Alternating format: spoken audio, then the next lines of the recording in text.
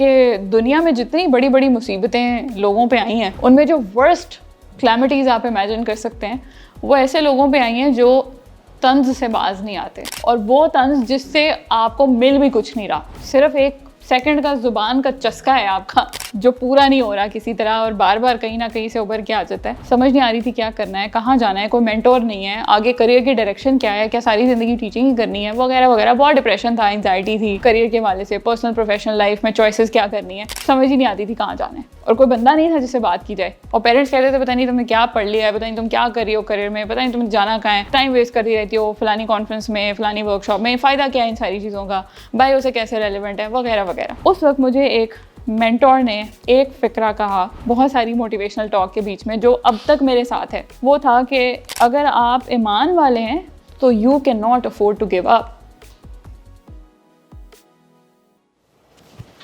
ये चिट भी मैं आपसे फोल्ड करवा सकती थी, लेकिन इसको यहाँ पेस्ट कराने का सिर्फ एक ही मकसद था, आपको आपकी चेयर से उठाना, ताकि आप थोड़ा सा जाग जाएं, क्योंकि हरकत में बरकत है। तो आप थोड़ा सा, आपका दिमाग एक्टिव हो जाएगा कि अच्छा हम अब we are in for some activity. That was the only purpose of you getting up from the chair and pasting it there, otherwise you could have folded this as well. So a little background, Kamal reached out to me and she said कि जी इस तरह से एक session कराना है, तो suggest the topic yourself. तो मैंने इनको एक ये टॉपिक बता दिया कि प्रोफेशनल एक्सेलेंस को अचीव करने के लिए कौन सी 3 स्किल्स ज़रूरी हैं, इसके ऊपर हम बात करेंगे। और जब मैंने इनको ये टॉपिक बताया तो मेरे माइंड में उस वक्त 3 स्किल्स जो थी उसमें टॉप ऑफ द लिस्ट तो वही है जो मैं जिसके बारे में बहुत बात करती हूँ, जिस कम्युनिकेशन स्किल्स, दूसरी थी इमोशनल इंटेलिजेंस, और तीसरी थी कॉन्फ्लिक्ट / टाइम मैनेजमेंट। लेकिन ये मैंने इनको बता तो दिया, इन्होंने तफसील नहीं पूछी, इन्होंने टॉपिक फाइनल कर दिया, पोस्टर भी बन गया, वो लग भी गया होगा। कल रात तक मेरे जहन में यही 3 टॉपिक थे। मैंने रात को बैठ के गूगल फॉर्म फिल किया था बिफोर 12 PM। राइट, अब मेरी रजिस्ट्रेशन पेज पर आ गई। ओके, सो कल रात तक मेरे दिमाग में यही 3 स्किल्स थी। कल जब मैंने अपने इस सेशन के लिए पॉइंटर्स लिखना चाहे, then I started really thinking about it कि is it really these 3 skills that I want to talk about? क्योंकि ये तो गूगल पे भी आपको मिल जाती हैं, हर बड़ा मोटिवेशनल स्पीकर और ट्रेनर भी इन्हीं की बात कर रहा है कि आपने कामयाब होना है तो आपको कम्युनिकेशन आनी चाहिए, आपको language listening skills, time management, stress management, negotiation, team building, work culture वगैरह वगैरह, ये सारी बातें तो इंटरनेट पे भरी हुई हैं। सो आई स्टार्टेड थिंकिंग कि जो मैंने सीखा है अभी तक 10 साल के करियर में वो क्यों ना शेयर करूं आपसे, शायद उसमें कोई एक ऐसी बात हो जो आपको भी अच्छी लग जाए, शायद आपको हेल्प कर दे। सो आई स्टार्टेड थिंकिंग बैकवर्ड्स। जैसे स्टीव जॉब्स कहता है ना कि you can only connect the dot looking backwards.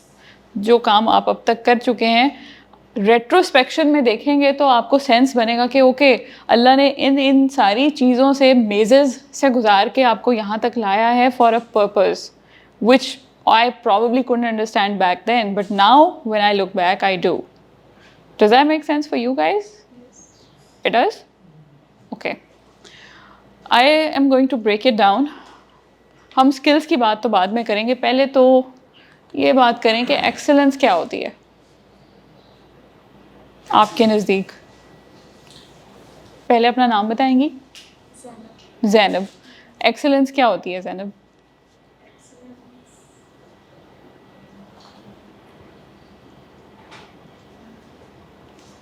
मुश्किल नहीं है, कुछ भी जी। बेहतर से बेहतरीन, yes, good, okay. I believe achieving the aim of being the best. So you are reliable, so people can rely on you and organization can rely on you. Very good.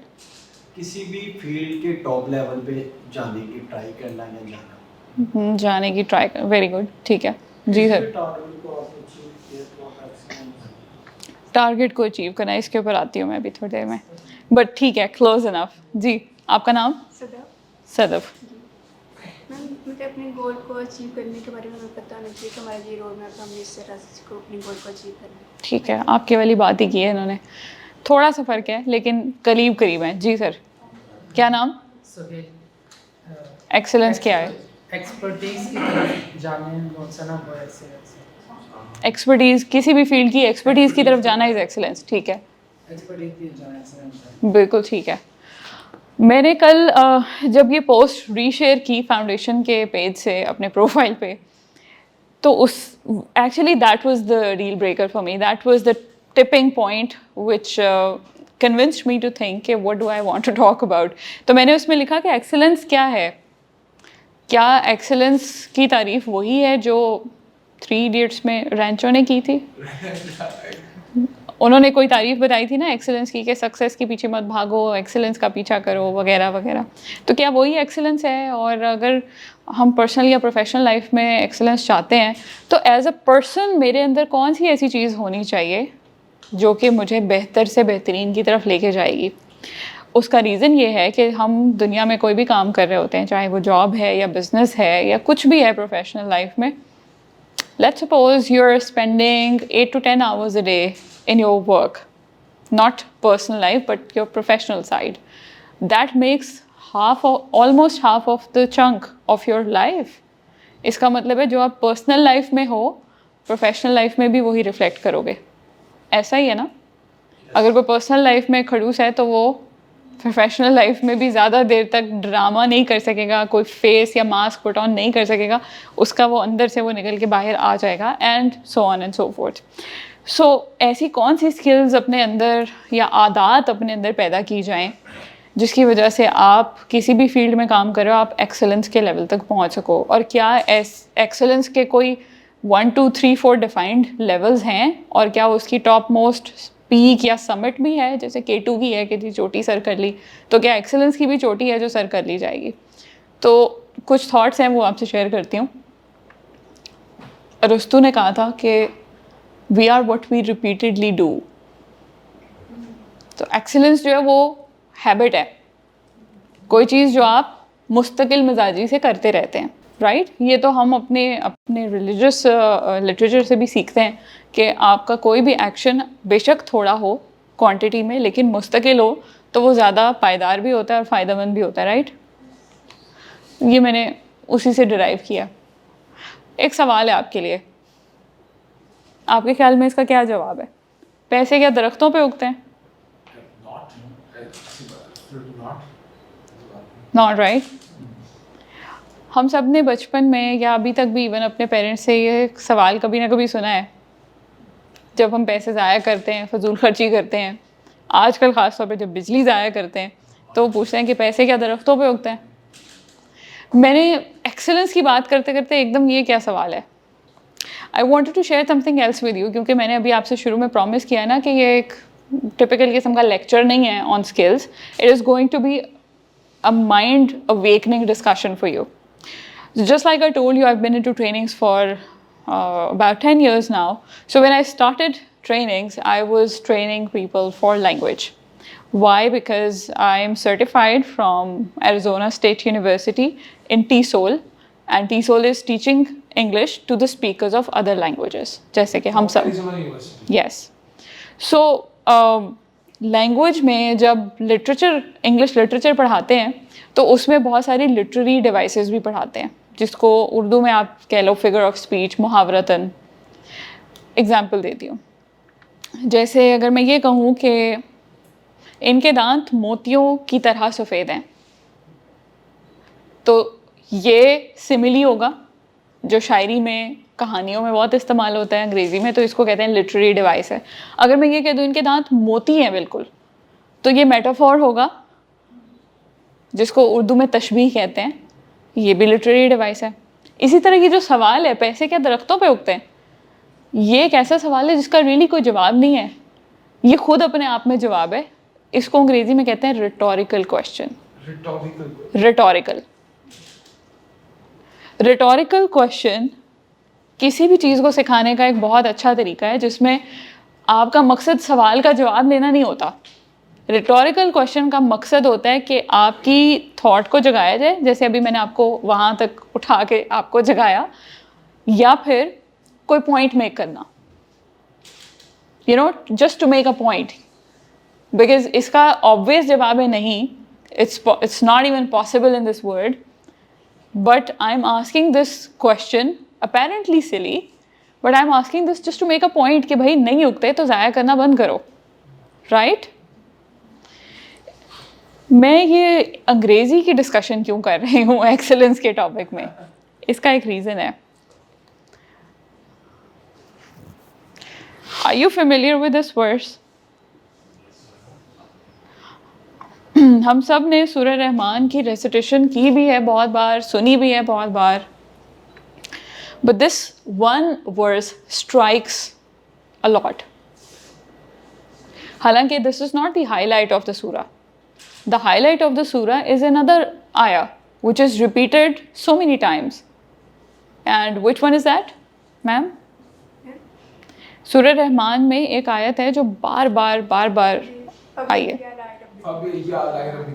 Yes, and what does that mean? क्या ये rhetorical question है? Yes, because the answer is obvious. But Allah is just trying to make a point to invite you to think. Think about what?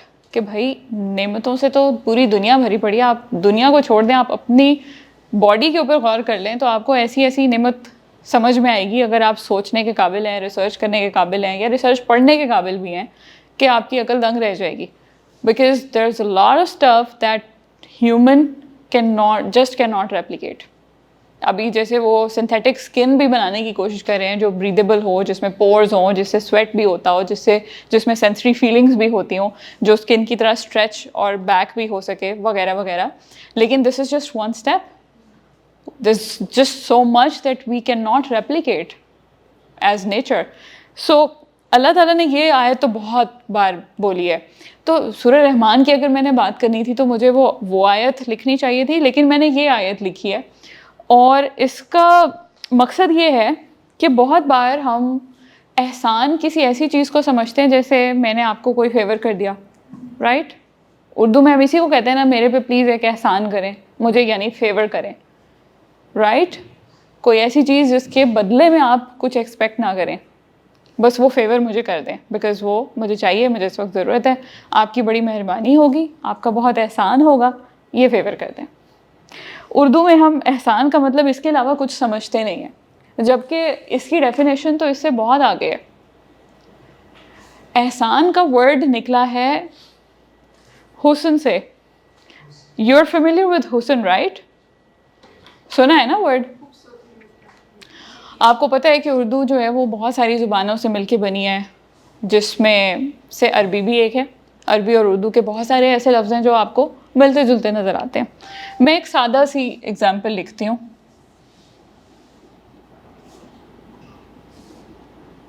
ये मैंने 3 हर्फ लिखे हैं यानी alphabets. ये हैं रूट वर्ड्स. इन रूट वर्ड्स से मैं बहुत सारे और वर्ड्स बना सकती हूँ जो कि आपस में कनेक्टेड होंगे. फॉर एग्ज़ाम्पल, पहले तो इन्हीं को जोड़ दूँ तो बनेगा इल्म यानी कि नॉलेज. अच्छा, इन्हीं को इस्तेमाल करते हुए एक आधा लफ्ज़ आगे पीछे लगा के मैं एक और वर्ड भी बना सकती हूँ जिसे मैं कहती हूँ मुअल्लिम. कौन होता है मुअल्लिम? उस्ताद. Thank you. एक और वर्ड भी बनाया जा सकता है, राइट? एक और वर्ड भी बनाया जा सकता है.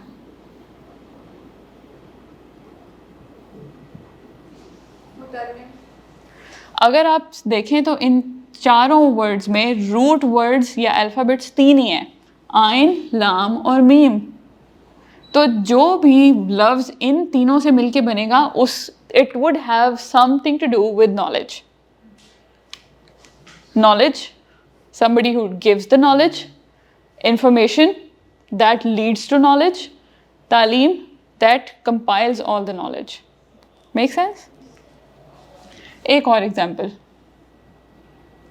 सीन, काफ और नून. इन 3 रूट वर्ड से मैं कुछ और वर्ड्स बनाने लगी हूँ. सुकून, साकिन, सुना हुआ है? साकिन होता क्या है वैसे? स्टेशनरी, ठहरा हुआ. बिल्कुल ठीक है. ये सुना है वर्ड मस्कन, मतलब गुड। आखिरी वर्ड जी, ये क्या होता है? गुड गुड, उर्दू अच्छी है। रहाइश, सुकूनत यानी रेजिडेंस, लिव, हाँ रेजिडेंस, रहने की जगह, मस्कन भी रहने की जगह, लेकिन more of a habitat of animals. साकिन यानी ठहरा हुआ, और सुकून यानी पीस, सुकून, चिल। अब ये रूट वर्ड्स का रूल तो समझ आ गया होगा। कुरान को समझने के लिए या अरबी को समझने के लिए आपने सबसे पहले इस इकाई को पकड़ना है, इस की को पकड़ना है। तो आपको अब जब आप ये नॉलेज आज यहाँ से लेके जाएंगे तो आपको कुरान पढ़ते हुए महसूस होगा कि बहुत सारे वर्ड्स तो आपको पता है already. So you can relate to a lot of words and you can make some sense कि क्या बात हो रही है। But why am I saying this? I am getting to a point.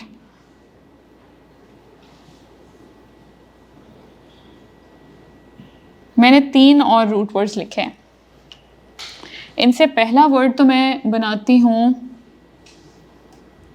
हुस्न, दूसरा वर्ड मैं बनाती हूँ हसन, तीसरा वर्ड मैं बनाऊंगी मोहसिन। ये आप सबको पता है मोहसिन कौन होता है? एहसान करने वाला। गुड। तो अब आपने एहसान बोल ही दिया है तो हम चौथा वर्ड लिख लेते हैं एहसान। सबका रूट वर्ड है सीन और नून। तो ये अरबी, this is one of the patterns that exist in Arabic. Why are we elaborating so much on this? एक आयत ही तो है और लिखा भी हुआ है तर्जुमा नीचे, is there any reward for good other than good? But मुझे लगता है कि इसकी एलैबोरेशन में गुड के अलावा भी बहुत सारी चीज़ें आ सकती थी।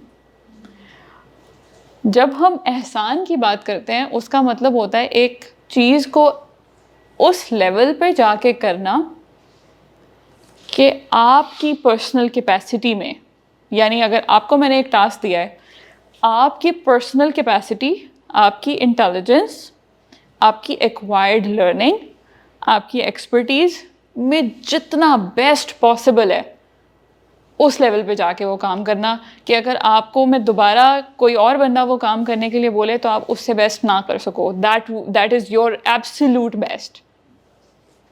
अब मेरा एक सवाल है, do we practise this most of the times in our lives, in our jobs, in our houses? Not much. मेहनत लगती है, टाइम भी लगता है बहुत, क्या फ़ायदा इतना खपने का? ये ह्यूमन नेचर है, इसमें आपकी या मेरी या इनकी बात नहीं है, ये ह्यूमन नेचर है। क्योंकि हम सहल पसंद हैं बाय डिफ़ॉल्ट, तो हम आसानी ढूंढते हैं और हम एक्सेलेंस को छोड़ देते हैं। इसी वजह से कुरान में बार बार अल्लाह ताला ने हुस्न के सीगे के साथ बहुत सारे अल्फाज इस्तेमाल किए कि बेहतरीन की तरफ आएँ। चाहे वो बेहतरीन सोचना है, चाहे वो बेहतरीन इंटेंशन है यानी कि नियत, चाहे वो बेहतरीन एक्शन है, चाहे वो एक्शन बेहतरीन का जवाब बेहतरीन से देना है। अल्लाह ताला kept fixating on this one rule for so many times in so many different surahs. सूरह नहल में है, सूरह मुल्क में है, ये सूरह रहमान में भी है, सूरह बकरा में भी है, और भी बहुत सारी जगहों पे होगा। Of the top of my head बता रही हूँ। ठीक है जी, एक्सेलेंस के एक्सट्रीम पे जाके करना। अब मैंने यही वर्ड एहसान यहाँ पे लिख दिया। मैं क्योंकि बुक्स पढ़ने की थोड़ी बहुत शौकीन हूँ, तो मैंने डिफरेंट बुक्स में एहसान का जो मतलब मुझे लगा समझ में आया वो मैंने यहाँ पे कुछ वर्ड्स में लिखा है और आपके साथ मिलके मैं उसकी तशरीह करूँगी।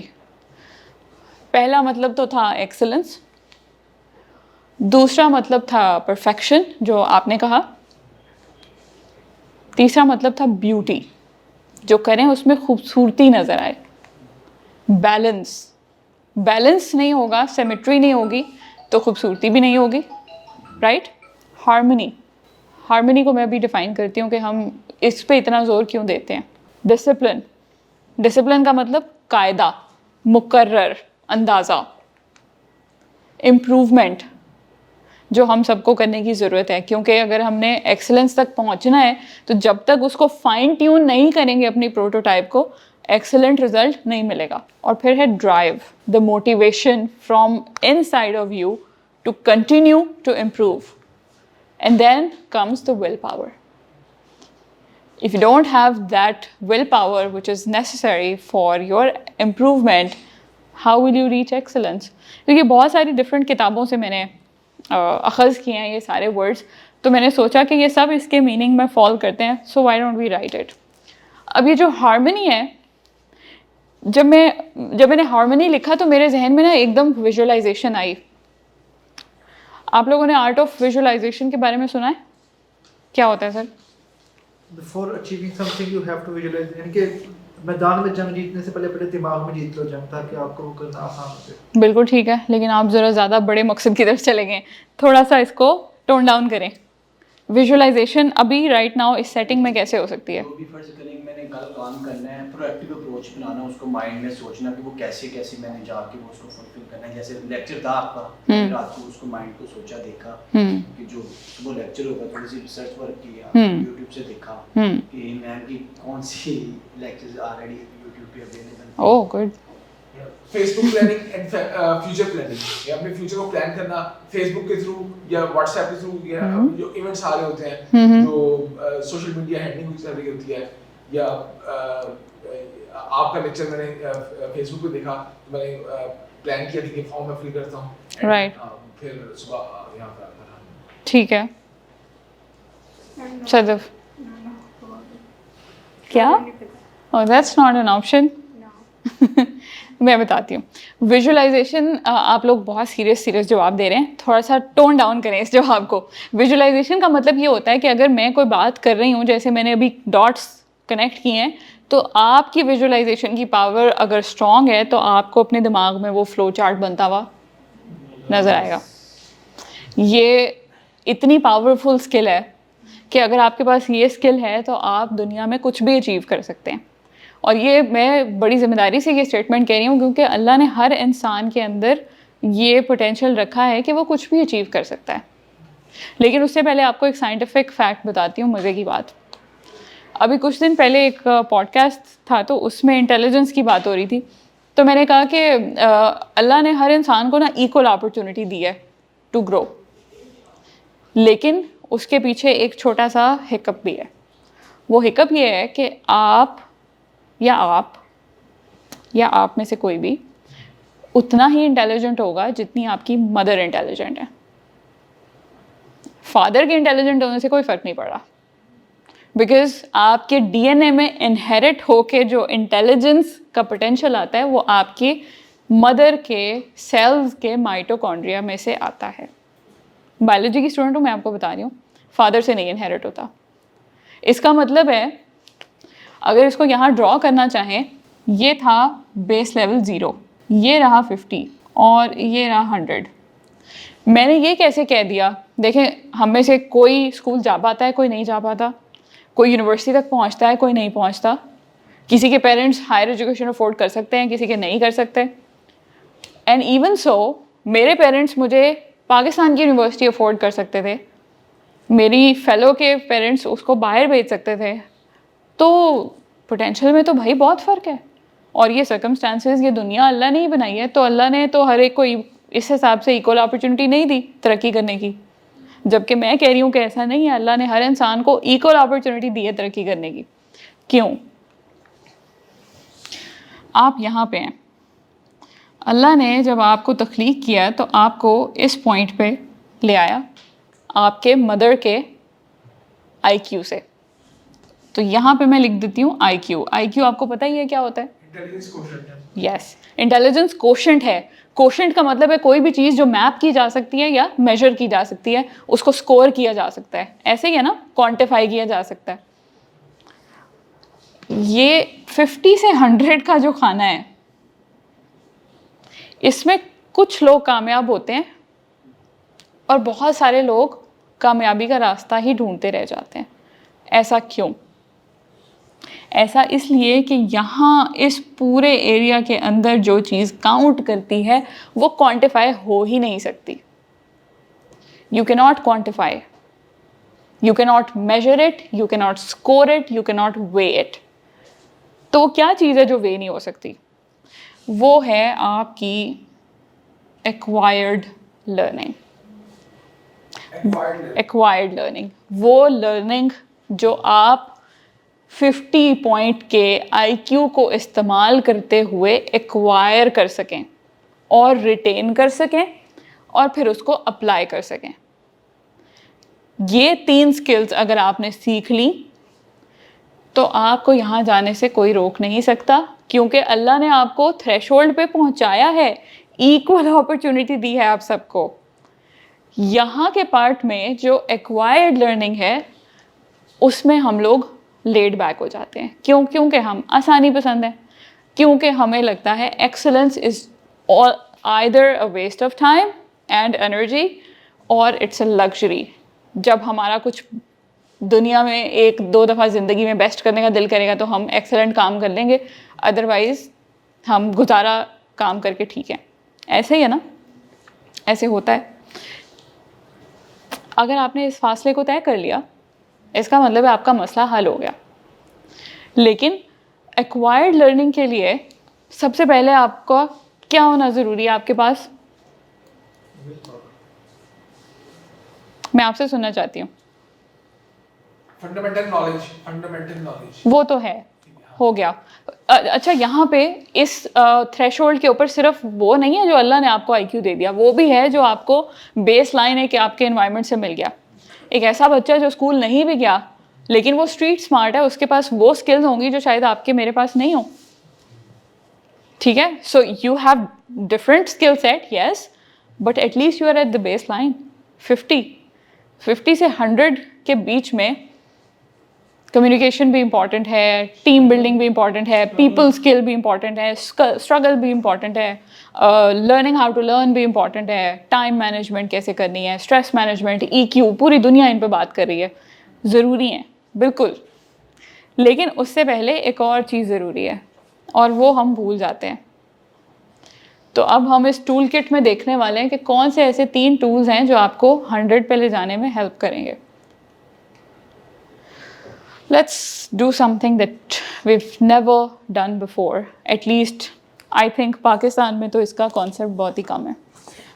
You'll have to use your pens again. अच्छा जी, take 10 seconds. Think about one person in your life who has influenced your life the most. ऐसा इंसान जो कि अगर आपकी ज़िंदगी में ना होता तो आप यहाँ ना होते, जहाँ आज हैं यहाँ ना होते, पर्सनली, प्रोफेशनली, हाउएवर. आप सोचें कि वो कौन है और उनके लिए एक छोटा सा नोट लिखें. उनको ये बताने के लिए, फ़र्ज़ करें आप उन्हें ख़त लिख रहे हैं, फ़र्ज़ करें 5-6 फ़िक्रे लिखें जो ये बता सकें उनको कि वो कितने इंपॉर्टेंट है.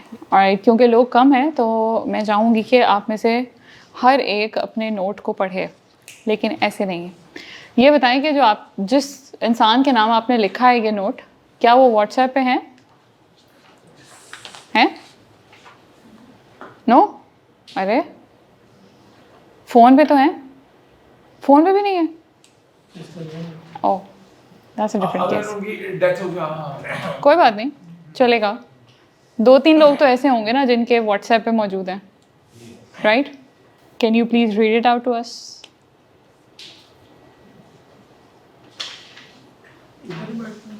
Sure.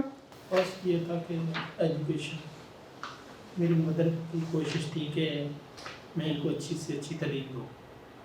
वो खुद तो पढ़ी लिखी नहीं थी, लेकिन उनके ज़हन में था कि मैं इनको अच्छी एजुकेशन दूँ. कोशिश की उसने नंबर 2 के कुछ सीखें, लर्निंग, कहीं ना कहीं इनको जो आगे काम आ सके. थर्ड उनका ये था कि अगर ये अच्छी तालीम हासिल करेंगे तो इनको अच्छी जॉब मिल जाएगी. उसके लिए उन्होंने अपनी तरफ से दिन रात मेहनत की और हमें भी पता है कि कितनी मुश्किल से उन्होंने सारी ज़िंदगी गुजारी और वो हमारे. Thank you. सर आपका नोट किसके लिए? मेरा बेस्ट फ्रेंड के नाम पे है कि he has always supported me when I didn't even deserve it. He always guides me and because of him I became a better person. Very nice. मैं जी. about my mother, Dr. Firdausa Afzal. My mother, Dr. Firdausa Afzal, was an excellent and bright student of Fatima Jinnah Medical University. She graduated from Fatima Jinnah Medical University in 1984. She was member of Pakistan Islamic Medical Association. She made me lifelong learner of medical education from FMH College of Medicine and from University of Health Sciences. माशाल्लाह, that's very nice. जी, मेरे father का नाम है please call करें. बाबा. वो इस time आपको सुनने की मैं कोशिश करता हूँ. आइए.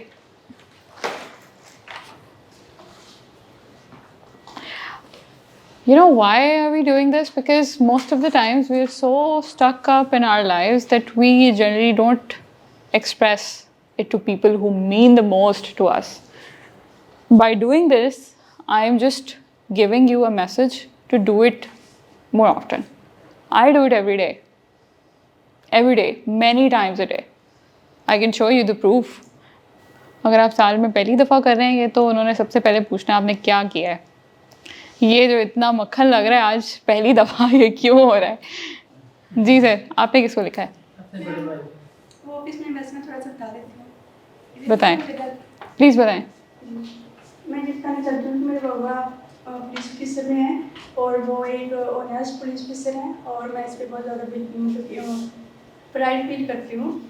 तो बस ये है, मैं आपको ये बताना चाहती हूँ कि मैं विलेज से बिलोंग करती हूँ, उकाड़ा के विलेज से. तो वो बहुत ज़्यादा स्ट्रिक्ट पर्सनालिटी है कि जैसे गर्ल्स का बाहर निकलना, फिर उसके बाद मोबाइल वगैरह यूज़ करना. लेकिन उन्होंने मुझे साथ साथ मैट्रिक के बाद जामिया के करीब मुझे 6 ईयर का मैंने कोर्स किया जामिया का और साथ साथ उन्होंने मुझे यूनिवर्सिटी में भी एडमिशन दिलवाया था. माशाल्लाह. तो उसके बाद जब मैंने एडमिशन यूनिवर्सिटी में ले लिया, पढ़ लिया, लेकिन आपको पता है यूनिवर्सिटी का माहौल कैसा होता है स्टडी वगैरह के लिहाज से भी. तो मैंने कुछ भी इतना ख़ास मतलब कि नॉलेज वगैरह नहीं ले सकी वहाँ से. तो फिर मैं कर रही हूँ 1 साल. उसके बाद ये लैपटॉप के कोर्सेज ओपन हुए थे, मैंने इसमें अप्लाई किया. तो फिर मेरा उसमें टेस्ट हुआ एमटीएस का. मैंने पापा को बताया, पापा ने कहा चलो ठीक है, आपको मैं मतलब कि टेस्ट वगैरह दिलवा देता हूँ. तो हम लाहौर आए. फिर उसके बाद इंटरव्यू हुआ तो मेरी सिलेक्शन उसमें हो गई. तो मुझे अब टेंशन थी कि अब सिलेक्शन हो गई, पापा से कैसे बात करूँ. तो जब मैंने पापा को बताया तो उन्होंने कहा कि हर्ष का कुछ इशू है. फिर उन्होंने मुझे मतलब जैसे दोस्तों से बात करके मैंने मतलब कि उन्होंने मुझे सबसे जो ज़्यादा मुझे खुशी की बात है और मुझे ज़्यादा समझने के मोटिवेशन और सबसे ज़्यादा पापा को प्यार इस पर आया है कि उन्होंने मुझे मतलब कि हॉस्टलाइज मतलब कि परमिशन दे दी. तो हालांकि उनका ऐसी पर्सनालिटी नहीं है हमारे कल्चर में जो मोबाइल यूज़ करती है इस तरह से, तो वो बहुत ज़्यादा बुरा फील करते हैं. लेकिन उन्होंने मुझे मतलब मुझ पर इतना बिलीव करते हुए मुझे परमिशन दे दी. बस मैं ये कहना चाहूँगी कि मुझे ऐसी बात है बहुत ज़्यादा अपने माँ बाप पे pride. We are proud of you. आपने बस एक फेवर करनी है, यही मैसेज उनको वॉइस नोट करना है. मैंने भी यहाँ पर बोलना है. मैं भी यहाँ पर आके बोलूँ. Please.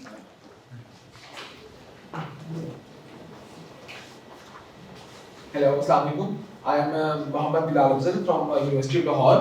I would like to thank and pay gratitude to my mother, great mother, Dr. Firdausa Afzal. My mother was excellent bright student of MBBS from in Fatima Jinnah Medical University. She graduated from Fatima Jinnah Medical University in 1984. She was member and president of Pakistan Islamic Medical Association Lahore. She made me lifelong learner of medical education and health sciences from Fatima Memorial Medical College of Medicine and from University of Health Sciences. Through her efforts and endeavors, I managed to pass my university exams, and I am now working as a radiographer technologist in Social Security Hospital Multan Road, Lahore. I owe to her a lot. She is no longer in this world, but I would like to pray Fatiha for him, and he was a great and very bold lady. Thank you very much. Thank you. Yes, we can clap. Thank you for sharing. Why are we doing this exercise? I did this whole thing for a reason. Because this is something that we don't generally practice. Gratitude. Right? अभी जब शुरू में session के मैंने आपसे एक सवाल किया था कि आपकी ज़िंदगी का जो सबसे बड़ा इस वक्त प्रॉब्लम है, चैलेंज है, वो आपने एक वर्ड में उस चिट पैड पे लिख के वहाँ लगाना है. राइट? अब हम देखने की अप्रोच फ़र्क करने लगे हैं, देखने का जो जाविया है ना उसको बदलने लगे हैं। अगर आप में से किसी को फोटोग्राफी का शौक़ है तो आपको ये पता होगा कि फ़ोटोग्राफी में सबसे इम्पॉर्टेंट चीज़ होती है आपका एंगल, वेंटेज पॉइंट जिसको कहते हैं। Angle can do wonders. एक एंगल एक इंसान के 10 डिफरेंट एंगल्स के पोज उसका हुलिया बदल सकते हैं। इसी तरह आपकी ज़िंदगी भी तो है। आपका एक इतना बड़ा कैनवस आपकी ज़िंदगी की शक्ल में आपके सामने है और हम चाहते हैं कि हम उसको एक ही ऐनक से और एक ही जगह फिक्सेट होके देखें। तो अगर फिक्सेट होके देखेंगे तो फिर तो हालात नहीं बदलेंगे, हालात नहीं बदलेंगे तो हम इम्प्रूव नहीं होंगे तो एक्सीलेंस तक नहीं पहुंचेंगे। इसलिए ये ऐनक लगाना ज़रूरी थी, ग्रैटिट्यूड की ऐनक। क्यों? क्योंकि अल्लाह ताला आपसे वादा करता है कि अगर आप शुक्र करोगे तो मैं और ज़्यादा दूंगा। लेकिन we miss the second part of the आयत। कंप्लीट मैसेज ये नहीं है सिर्फ कि अगर आप शुक्र करेंगे तो मैं ज़्यादा दूंगा। इससे आगे भी बात जारी थी, वो हमें किसी ने सुनाई नहीं कभी। वो थी कि अगर तुम शुक्र नहीं करोगे, thank you very much, God bless you. शुक्र ना करने पे सज़ा है बाकायदा। जब हम इंसानों के शुक्रगुजार नहीं होंगे तो क्रिएटर के शुक्रगुजार कैसे होंगे? इसलिए ये एक्सरसाइज हमने की ताकि हम अपने इर्द गिर्द के इंसानों के शुक्रगुजार हो सकें। जब ग्रैटिट्यूड की ऐनक लगाएंगे तो आपको अपने प्रॉब्लम्स जो है ना उनको सॉर्ट करना आसान हो जाएगा। तो अभी ग्रैटिट्यूड के ऊपर ही रहते हैं। मैंने ये बोर्ड पे एक अजीब सी शेप बनाई है और ऊपर मैंने लिखा है हार्मनी। अभी हम एक्सेलेंस में हार्मनी की बात कर रहे थे, रिमेंबर? ये आपने शेप देखी है कहीं? Spoiler alert. Fibonacci sequence. अब आपने आगे नहीं बोलना। ये फिबोनाची सीक्वेंस जो इन्होंने कहा, ये क्या होता है? Any idea? Eccentric circle. होता क्या है आम अल्फाज में, मेरे जैसे कम पढ़े लिखे लोगों के लिए बताएं। इंटरनेट है, फ़ोन है, स्मार्टफोन, गूगल चलता है उस पर, चैट जीपीटी वगैरह। तो क्या करते हैं उस पर? स्नैपचैट और टिकटॉक करते होंगे। ये भी तो देखें, ये भी तो एक दुनिया है अपने अंदर। कहने का मकसद ये है कि बाकी सारी एंटरटेनमेंट ऐप्स आप इस्तेमाल करते हैं, 100 दफ़ा करें, लेकिन थोड़ा सा उसको लर्निंग के लिए भी इस्तेमाल करें। फिबोनाची सीक्वेंस दुनिया का एक बहुत खूबसूरत सिमेट्री है। It was there in the world. किसी इंसान या साइंटिस्ट ने बनाया नहीं है इसको, इन्वेंट नहीं किया, डिस्कवर किया है। फ़र्क है दोनों बातों में, इजाद करना और दरियाफ्त करना। दरियाफ्त आप उसी चीज़ को कर सकते हैं जो कि ऑलरेडी वहाँ मौजूद हो। अल्लाह ने पूरी कायनात को बनाने में, कुरान में अल्लाह ने पहले ही कह दिया कि हमने दुनिया में हर चीज़ एक अंदाजे से मुकर्रर कर दी है। मुकर्रर करने का मतलब क्या होता है? फिक्स करना, ठहराना। मुकर्रर का वर्ड निकला है करार से। जैसे अभी हम रूट वर्ड्स की बात कर रहे थे, तो उसका मतलब होता है फिक्स कर देना किसी चीज़ को, कि एस्टिमेट के साथ, प्रिसिजन के साथ हमने दुनिया में वो चीज़ इंस्टिल कर दी। जैसे दिन का निकलना, रात का आना, ज़मीन का सूरज के गिर्द भी घूमना, लेकिन सेल्फ रोटेशन भी करना। अगर वो सेल्फ रोटेशन, और जैसे ग्रेविटेशनल फील्ड, मैग्नेटिक मोनोपोल्स के बारे में आप पढ़ते हो कि अगर ग्रेविटी की वैल्यू जितनी है उससे 0.0001% ज़्यादा होती तो आप सब के सब ज़मीन के कोर में धंस चुके होते, और अगर इससे 0.0001% कम होती तो आप रुई बन के हवा में उड़ रहे होते। तो ये इतनी प्रिसिजन जो है, ये क्यों है? एक्सेलेंस के लेवल तक की प्रिसिजन क्यों है हर चीज़ में? फिबोनाची सीक्वेंस जो है, ये वैसे तो एक मैथमेटिशियन था, फिबोनाची इटालियन था, उसने ये डिस्कवर किया था कि मैथमेटिक्स में फिबोनाची सीक्वेंस कैसे एग्जिस्ट करता है। मैं ज़्यादा नहीं बताऊंगी, खुद जाके इसको गूगल कीजिएगा ताकि आपको थोड़ा सा आपका फ़ोन जो है ना उसको लर्निंग की आदत पड़े और वो ऐसी ही चीज़ें आपको दिखाया करे। लेकिन मैं सिर्फ इतना कहूँगी कि मैंने क्योंकि बायोडाइवर्सिटी पढ़ी है, मेरा एमफिल बायोडाइवर्सिटी में है, तो उसमें हम एनिमल्स प्लांट्स के बारे में भी पढ़ते हैं। प्लांट्स में एक बहुत अमेजिंग चीज़ है कि प्लांट के सीड्स, उनकी प्लेसमेंट, प्लांट्स की पत्तियाँ, फूलों की पत्तियाँ, दरख्तों के पत्ते, पौधों के पत्ते, उनका सीक्वेंस, उनके सीक्वेंस के अंदर ये जो एक पत्ते के अंदर आप ये जो मिड रिब देखते हैं और फिर उसकी वेन्स देखते हैं और फिर वेन्स के अंदर डायकोटमी देखते हैं, ऑल सिमेट्रिकल। और जैसे हम इंसानों की फैमिलीज़ हैं, जैसे एनिमल्स की स्पीशीज़ हैं, ऑर्डर्स हैं, किंगडम्स डिफरेंट हैं, फाइलम्स डिफरेंट हैं, उसी तरह पौधों में भी कैटेगरीज हैं, फैमिलीज़ हैं। जैसे क्रूसीफेरस फैमिली, जिसमें आपकी ये सारी गोभी वगैरह आ जाती हैं, ये सब क्रूसीफेरस हैं। इसी तरह पोटैटो की एक बिल्कुल डिफरेंट फैमिली है। इसी तरह जैसे बहुत सारे लोग हैरान होते हैं कि टमेटो जो है वो फ्रूट्स के सेक्शन में क्यों होता है बाहर के मुल्कों में, क्योंकि वो एक फ्रूट है, वो वेजिटेबल नहीं है, सो ऑन एंड सो फोर्थ। इसी तरह फूल की पत्तियों का सीक्वेंस के वो 5 के मल्टीपल्स में होगा या 3 के मल्टीपल्स में होगा, और उसके अंदर जितने सीड्स लगे हुए हैं वो कैसे अरेंज होंगे, ये सब कुछ फिबोनाची सीक्वेंस एक्सप्लेन करता है। अब आपने घर जाके देखना है कि ये कैसा सीक्वेंस है, इसकी शेप्स कैसी होती हैं, और ये नेचर में बार बार कैसे एग्जिस्ट कर रहा है, पौधों में, जानवरों में, आसमान में, गैलेक्सी में, मैथमेटिक्स में, हर जगह। ये है एक्सेलेंस। और यहाँ से सीखना है आपने कि आप जो भी इस वक्त कर रहे हैं। इसकी एक और एग्जांपल देती हूँ। अभी मैंने टिकटॉक की बात की। टिकटॉक की बात मैंने बड़े डिरोगेटरी अंदाज में की कि शायद जैसे कोई अच्छी चीज़ नहीं है, लेकिन असल बात ये है, जो मैं मानती हूँ कि चीज़ अच्छी बुरी नहीं होती, उसका इस्तेमाल अच्छा या बुरा होता है। हम पाकिस्तानी बदकिस्मती से उसका इस्तेमाल सिर्फ स्लोमोज और ट्रांजिशंस बनाने के लिए करते हैं। उसमें क्या होता है आप सबको पता है, मैं नहीं बताऊंगी। लेकिन मैंने एक चीज़ सीखी है इन द वेस्ट। मैंने ये देखा है कि छोटे से छोटा काम भी होगा ना, कोई बड़ी मीनियल सी जॉब होगी, तो उसको एक्सेलेंस के लेवल तक जाके करेंगे, इतनी ज़्यादा कि वो एक आर्ट बन जाएगा, something to behold, you know. For example, I stumbled upon a TikTok account of somebody living in the US, और वो बंदा सफाई वाला है, शीशे वाइपर साफ़ करता है, वाइपर के साथ शीशे साफ़ करता है लोगों की दुकानों के, बिल्डिंग्स के, वगैरह वगैरह। इसके अंदर क्या एक्सेलेंस हो सकती है? उसने सर्फ वाला पानी मारना है, उसने वाइपर लगाना है और साफ़ कर देना है। इसमें क्या एक्सेलेंस है? क्या इसमें क्रिएटिविटी है? क्या रूम है इसमें कि इससे कोई आर्ट बन जाए? वो बंदा उस फोम को छोटे से हैंड हेल्ड वाइपर के साथ उसमें लोगोज बनाता है कंपनीज के, वायरल हो गया।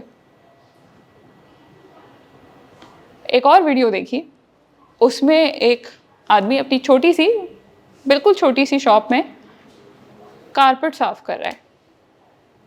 उसका कारपेट क्लीनिंग का छोटा सा बिजनेस है।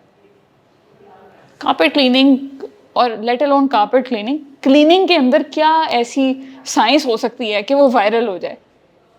है भाई, सफाई पसंद तो हमें होना चाहिए, सफाई निस्फ़ ईमान है का नारा तो हम लगाते हैं, लेकिन वो उसको इतने एक्सेलेंट लेवल पे जाके करता है कि उसकी रील देख के लोगों की थेरेपी होती है। लोग कहते हैं हमारा स्ट्रेस बस्टर है। हम जब स्ट्रेस में होते हैं, हम कारपेट क्लीनिंग की रील्स देखते हैं, हमारी थेरेपी हो जाती है, थेरेप्यूटिक है हमारे लिए। तो ये चीज़ वहाँ पे है और यहाँ पे नहीं है। क्यों? क्योंकि ऐनक फ़र्क है। आपकी ऐनक वो नहीं दिखाती जिस हिसाब से वो दुनिया को देखते हैं। एक और वीडियो देखी मैंने, उसमें एक खातून है जो आई थिंक बैंक में जॉब करती हैं। फ्री टाइम में उनकी हॉबी क्या है? लोगों के इंतहाई गंदे घरों को साफ़ करना फ्री में, क्योंकि उनका शौक़ है। और वो सारी ट्रांजिशन दिखाएंगी आपको। And it is a therapeutic process. कपड़े धोना, बर्तन धोना, मीनियल जॉब्स जिनको हम समझते हैं कि हमने तो काम वाले रखे हुए हैं, काम वालियाँ रखी हुई हैं, हमने तो हाउस हेल्प मेड्स हायर की हुई हैं, हम तो खुद हाथ से काम नहीं करते। वो ना सिर्फ वो काम हाथ से करते हैं, बल्कि उसको इतने एक्सेलेंट लेवल पे ले जाके करते हैं कि आप परेशान हो जाते हैं। अच्छा, 3 चीजें मैंने भी आपके साथ शेयर करनी है। मैंने 3 चीजें देखी थी, बड़ी डिफरेंट थी। जी। एक तो ये था कि एक आदमी है, वो गाड़ी की जो मैट्स होते हैं उसको इस तरह वैक्यूम करता है कि वो लोगोज और डिजाइन बना लेता है, डिजाइन बन जाती है। जी। आप समझ ही नहीं कि वो इस तरह वो उसको वैक्यूम करता है। हाँ। सेकंड मैंने ये देखा था कि एक लड़की है, वो ये करती है कि जो ग्राइंडर होता है उससे वो गाड़ी के ऊपर जो है ना डिजाइन बनाती है। जी। वो भी मैंने देखा था, वो भी काफी और थर्ड ये था कि एक औरत है, वो एग्रीकल्चर में जो है ना फार्म्स वगैरह के अंदर जो फार्मिंग वगैरह करती है ना, वो सारी उसकी जो है वो वीडियोस वगैरह वो बनाती है। उसके अंदर वो सारी यानी कि फार्मिंग से रिलेटेड सारी चीजें। But Sir- I also want to add one thing. जी। When you're gardening, truck art है जो हमारे मियाँ वाली खुशाब और चकवाल के जो ट्रक्स चलते हैं, उसमें ट्रक आर्ट जो पेंट करते हैं, that is a pure Pakistani art. और वो ट्रक आर्ट जो है वो बहुत उस इलाके तक महदूद है। और जब एड एशिया लाहौर कॉन्फ्रेंस हुई 2019 में, तो उसका लोगो और उसका इंसिग्निया जो था वो ट्रक आर्ट से ही ड्राइव किया गया था। तो उसमें एक क्रिएटिविटी सामने आती है कि उन लोग वो ट्रक्स को बड़े खूबसूरत पेंट करते हैं, सजे जाते हैं। This is very important for us. Yes, but how far along have we started projecting that worldwide? Not until recently. Not until recently. Yes. 3-4-5 साल हुए होंगे कि हमारा ट्रक आर्ट जो है वो एक स्किल के तौर पे दुनिया में पहचाना जा रहा है, उससे पहले नहीं था। This is exactly what I am saying कि जब आपका पर्सपेक्टिव बदलेगा तो आपको पता चलेगा कि काम कोई भी छोटा या बड़ा नहीं है। ठीक है, जैसे अभी मैं और कवल बात कर रहे थे तो मैंने इनको बताया कि early on in the very beginning of my career I started with teaching. जाहिर सी बात है, I had done honours in biodiversity. Pakistan में क्या स्कोप है उसका? रिसर्च, शायद PhD कर लो या फिर टीचिंग कर लो। तो I started teaching, but did I stop there? No. Do a lot of people stop there? Yes, they do. I'm not saying that stopping there is a bad thing. I'm not saying that. I'm just saying, why would it hurt you to be ambitious? अगर मैं सारी ज़िंदगी teaching ही कर रही होती तो मेरे अंदर और जो कैपेसिटी बिल्डिंग अल्लाह ने रखी थी वो कैसे पता चलती? जब मैं MPhil कर रही थी तो somebody challenged me कि तुम बायोलॉजी सारी ज़िंदगी तुमने पढ़ा है, तुम्हें IT का क्या पता? मैंने कहा अच्छा कमाल हो गया ये तो। और वाकई IT का नहीं पता, और लड़कियां तो वैसे ही टेक सेवी नहीं होती, उनको बेचारियों को अपने लैपटॉप में विंडोज़ नहीं करना आती install.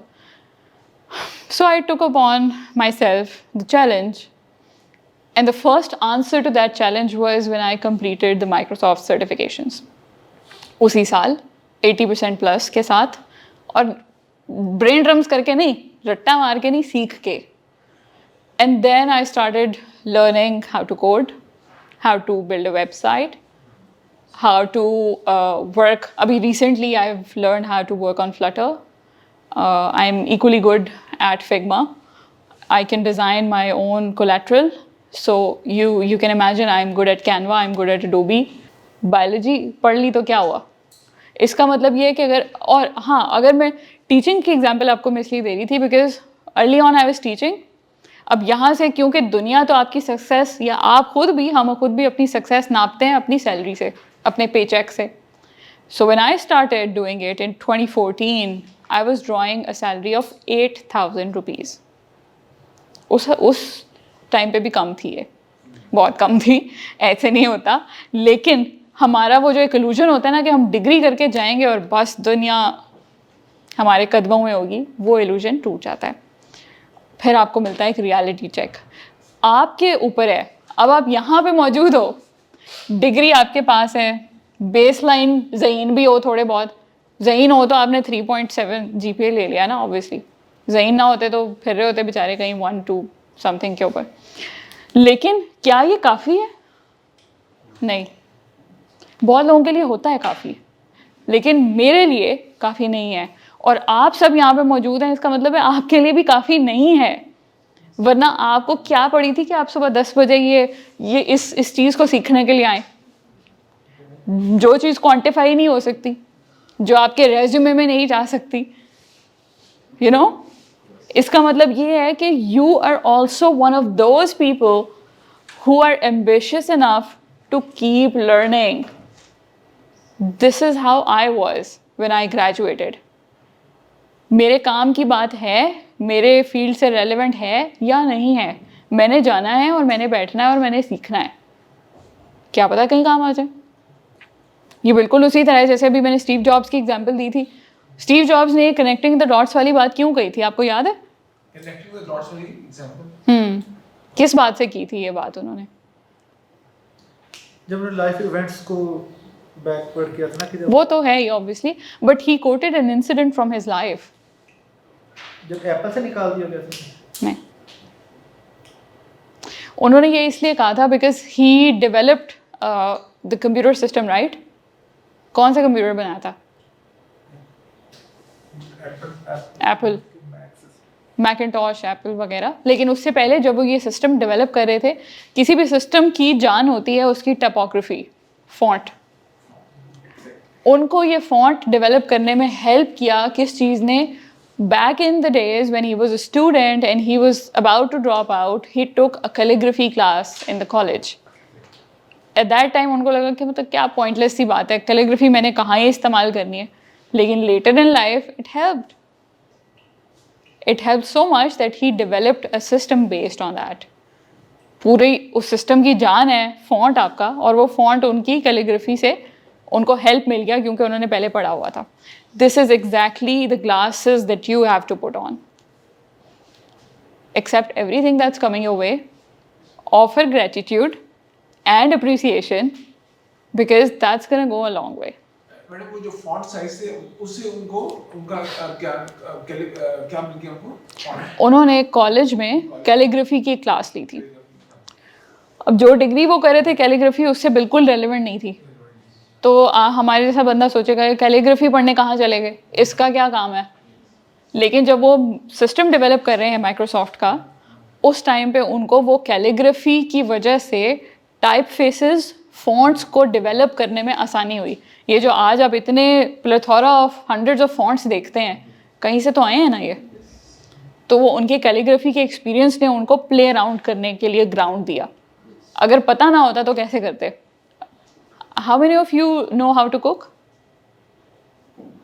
You do? Okay, good. That's a life skill, by the way. And you don't?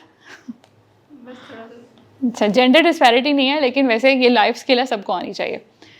Example देती हूँ, खाना तो सभी खाते हैं ना। अगर आपको कुकिंग का बेसिक पता है तो फिर आप कुछ भी बना लोगे। अगर आपको बेसिक सा रेसिपी पता है, बेसिक सी पता है रेसिपी कि गोश्त किस तरह बनता है, तो आप कोई सा भी गोश्त बना लेंगे। अगर आपको बेसिक्स पता है कि सब्ज़ी कैसे बनती है, बेसिक मसाला कैसे बनता है, किन 3-4 चीज़ों से बनता है, तो आप कोई भी सब्ज़ी बना लोगे। इसी तरह कैलीग्राफी का बेस पता है उन्हें, तो वो कैसा भी फॉन्ट बना लेंगे, वेरिएशंस कोई भी कर लेंगे। खुद नहीं करेंगे तो आपको, मुझे, किसी थर्ड पर्सन को आउटसोर्स कर देंगे, लेकिन कम से कम उनको पता होगा। ठीक है जी, यहाँ तक बात रही फिबोनाची सीक्वेंस की। अब जाके इसको गूगल कीजिएगा कि ये क्या होते हैं। Learning how to learn. लेकिन इसके बारे में बात करने से पहले हम दूसरी इंपॉर्टेंट स्किल की बात करेंगे। उसके लिए आपको फिर से चाहिए होगा ये पेपर। आप सबके पास एक चिट है जिस पे आपने मेरी हिदायत के मुताबिक एक प्रॉब्लम लिखा था अपना, और आप सब ने वो चिट्स वहाँ लगा दी थी। आपके लिए रिपीट कर रही हूँ, आपकी ज़िंदगी में इस वक्त जो सबसे बड़ा प्रॉब्लम है ना, जो भी है, पर्सनल या प्रोफेशनल, वो आपने इस चिट पे लिखना है एक लफ्ज़ में। लिखना है फ़ौरन, क्योंकि अब इससे आगे जाने लगे हम। हो गया? अच्छा, अभी चिट को कुछ नहीं करना, बल्कि चलें कर लें, क्या ही करेगी वो। खोलें इसको और जो सर्कल बनाया है उसके अंदर पेस्ट करें। प्रॉब्लम वाली जो चिट है वो वहाँ पे है, भूल गए आप सब। जागें जागें, अरे आप अपनी अपनी पकड़नी है, किसी और की नहीं, कि ना किसी और का मसला लेके घर आ जाए। अपने अपने नाम की चिट लें। कोई ना, कोई बात नहीं। हाँ जी, आपको पेपर मैंने दिया, इस पे सर्कल बनाएं और उसके अंदर लगा दें ये चिट।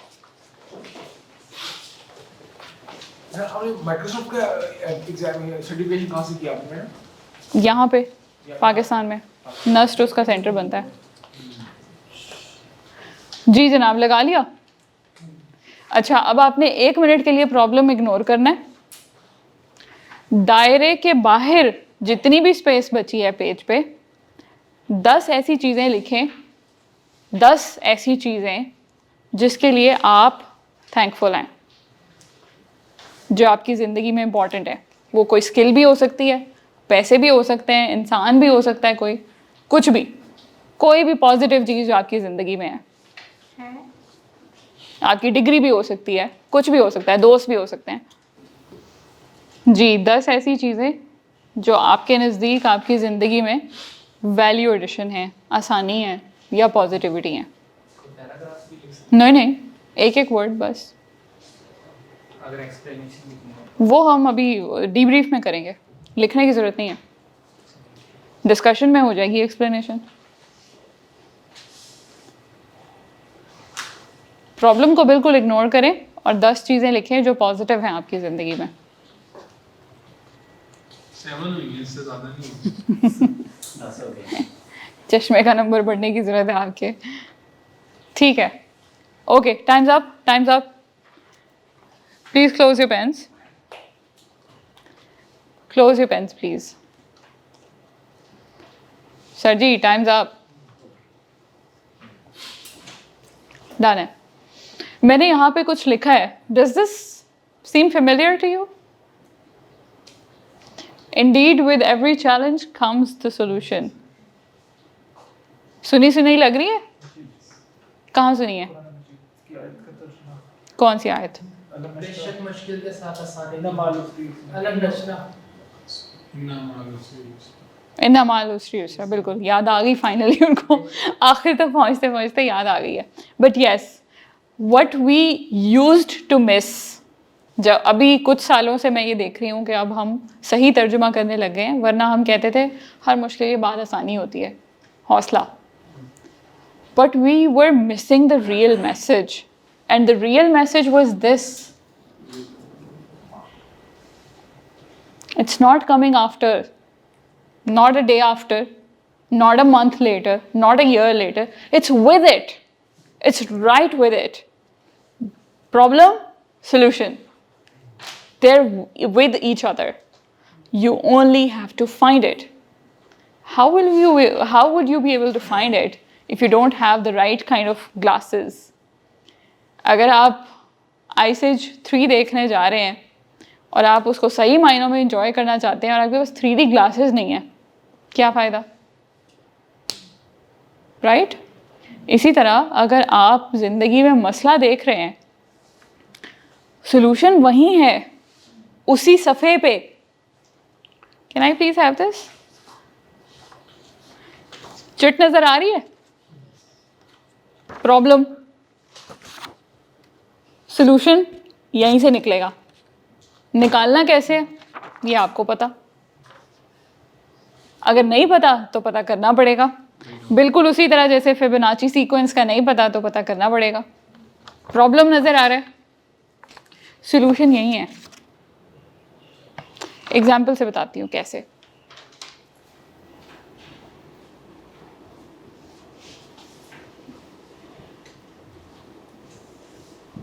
ये एक बहुत स्ट्रॉन्ग क्वेश्चन मैं लिख रही हूँ आप सबके लिए। ये एक ऐसा डिलेमा है जो हम सबकी ज़िंदगी में है। इस वक्त आपकी ज़िंदगी में भी होगा यकीनन, मेरी ज़िंदगी में भी है। But this becomes my power question, where do I go from here? ये एक रोड ब्लॉक आ गया, अब यहाँ से जाना कहाँ है? मैम इसे ट्रांसलेट करते हैं। किसको? इसी को ट्रांसलेट तो किया है। Where do I go from here, अब यहाँ से आगे कहाँ जाना है? फॉर एग्ज़ाम्पल, मैं लाहौर से बस में सवार होती हूँ और मुझे जाना है इस्लामाबाद। इस्लामाबाद से थोड़ा सा पीछे बस ख़राब हो जाती है। Problem, road block, hiccup, challenge, difficulty, जो भी कह लें उसको, बस ख़राब हो गई। आपका सर्कल के बीच में चिट वाला मसला। उस मसले के आसपास पॉसिबिलिटी क्या है। तो मैं अपने आप से ये सवाल करती हूँ, where do I go from here. इसी के अंदर जवाब है। इसमें सबसे पहला फैक्टर ये है कि what do you have in your pocket. पैसे हैं, मोबाइल है, मोबाइल में चार्जिंग है, सिग्नल है, बैलेंस है, डेटा चल रहा है, कैब बुला सकते हो, कैब के पैसे दे सकते हो, किसी और बस का इंतज़ार कर सकते हो, आगे कोई मीटिंग कोई काम तो नहीं मिस होने वाला, पैदल चल के जा सकते हो रास्ता अगर इतना कम है, अगर नहीं जा सकते तो फिर हिच हाइकिंग करोगे, किसी से लिफ्ट ले सकते हो, वगैरह वगैरह। ये एक बिल्कुल लेमैन एग्जाम्पल आपको मैंने दी है।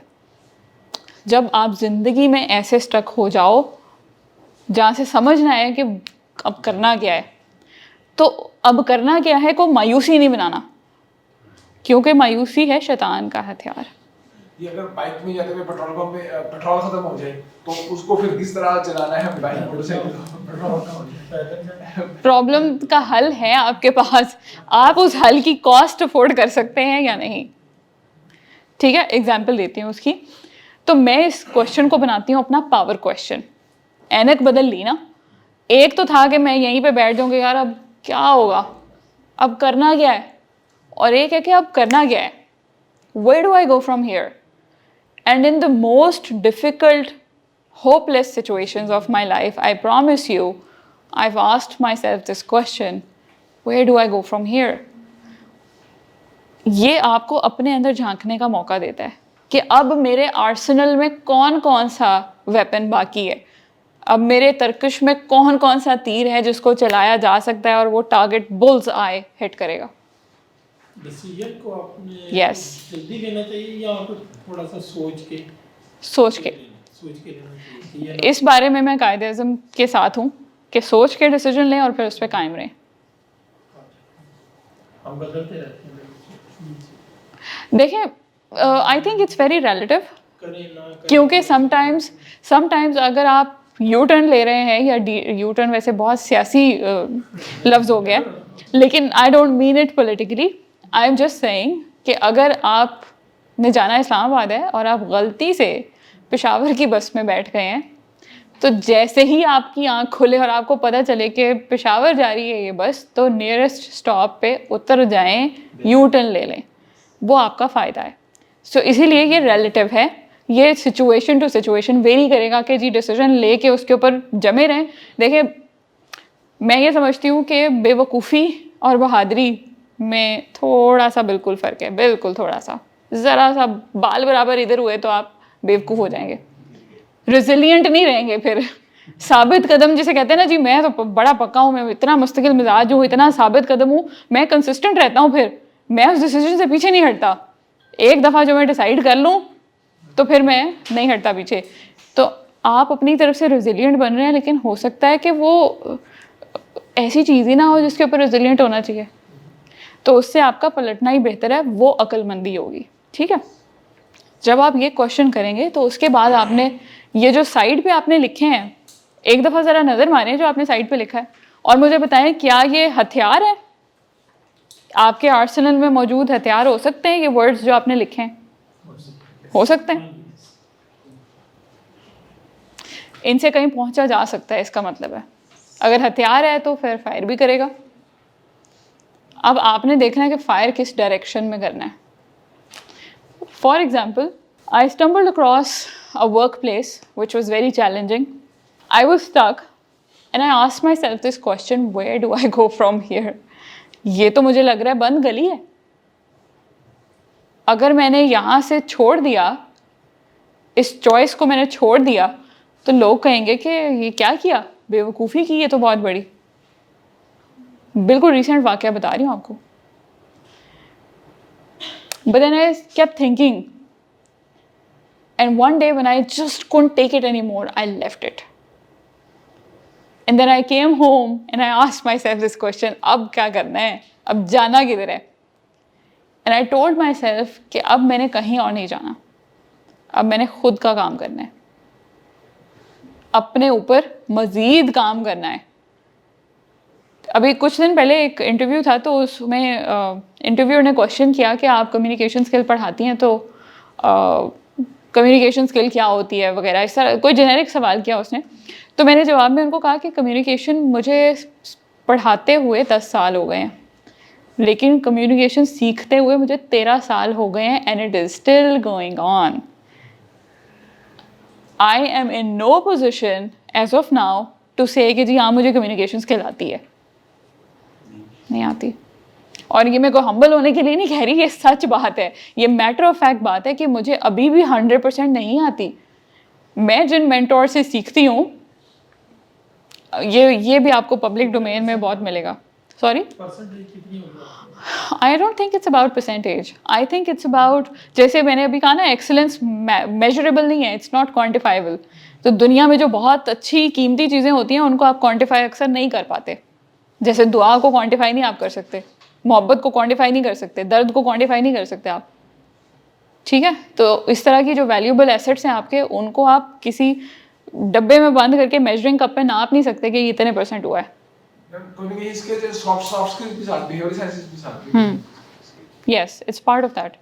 सो मैं जिन मेंटोर से मैंने सीखा है, he happens to be my husband as well, वो अभी तक भी मुझे ये कहते हैं कि आपकी कम्युनिकेशन में टाइमिंग के ऊपर काम मज़ीद होने वाला है, अभी बेहतरी की गुंजाइश है कि किस वक्त क्या बात कहनी है, क्योंकि लफ्ज़ एक ऐसा जादू है जो बेमहल इस्तेमाल से मौका फीका पड़ जाता है। ये मैं हर ट्रेनिंग में कहती हूँ, एंड आई से this for a reason, because हमें बहैसियत कौम आदत है गलत मौके पे गलत बात और गलत तंज छोड़ देने की। इस आदत से आज तो एक वादा करें कि आप बाज आएंगे, अगर करते हैं तो, ख़ास तौर पे हम ख़वातीन, सॉरी लेकिन ऐसे ही करते हैं हम। लेकिन मैंने I write a lot on you know social skills on my Facebook account. तो मैंने एक दफ़ा लिखा था कि I read somewhere in the book कि दुनिया में जितनी बड़ी बड़ी मुसीबतें लोगों पे आई हैं, उनमें जो वर्स्ट क्लैमिटीज़ आप इमेजिन कर सकते हैं, वो ऐसे लोगों पे आई हैं जो तंज से बाज नहीं आते, और वो तंज जिससे आपको मिल भी कुछ नहीं रहा, सिर्फ एक सेकंड का ज़ुबान का चस्का है आपका जो पूरा नहीं हो रहा किसी तरह, और बार बार कहीं ना कहीं से उभर के आ जाता है अपनी फर्स्ट। सॉरी, अगर कोई आपको इतना पोक कर रहा है, तंज कर रहा है, फिर क्या करें? डिफेंड किसने करना? डिफेंस, बुराई का जवाब कैसे देना चाहिए? अच्छाई से। लेकिन अगर कोई दूसरा नहीं सुधर रहा फिर इग्नोर, रास्ता बदल लें, खामोशी। Silence is the best weapon, और खामोशी सबसे अच्छा जवाब भी है, ठीक है। और अगर खामोशी से ऊपर के दर्जे पे एक्सेलेंस पे जाना है तो फिर अच्छाई से जवाब दें, अच्छी बात कह दें। वैसे भी जाहिल की बात आपकी अकल का सदका है, जो उससे फ्रस्ट्रेशन आपको हो रही है कि समझ क्यों नहीं आ रही इसको, ये बार बार एक ही बात क्यों कही जा रहा है, रिलेट नहीं कर पा रहे, तो वो समझ लें आपकी अकल की ज़कात निकलती जा रही है। यूँ समझ लिया करें तो आसानी होती है उसको माफ़ करने में।